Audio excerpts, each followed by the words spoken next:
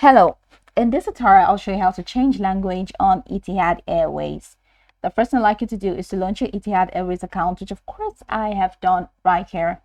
How can you create an account in Etihad? Launch in a browser of your choice, locate the search bar.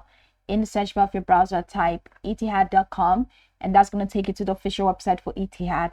Once you get into the website, follow through the on-screen prompts to create your account, and after creating your account successfully, is going to take you into this fantastic homepage where you can now explore a little features to have an exciting time on Etihad Airways. So now that we're here, let's quickly hop into today's text, which is how to change language on Etihad Airways.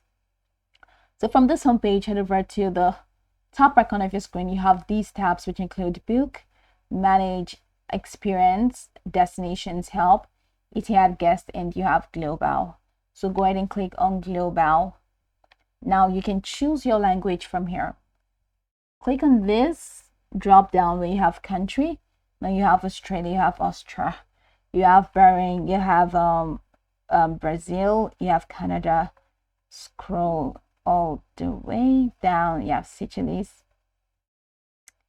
Scroll the way down and you'll find United Kingdom and United States. So let's say United Kingdom, and you have language. Now you can select your language in here.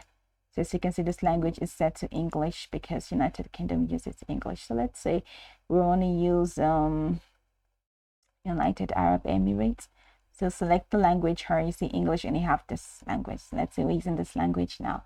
So click on continue, and once you click on continue, you're going to see that your homepage is going to be refreshed with this language for United Arab Emirates. So this is pretty much it. Now you can go by the tutorial from top to bottom to get acquainted with the steps, and once you're done, you'll be good to go. I hope this video marvelously helped your search.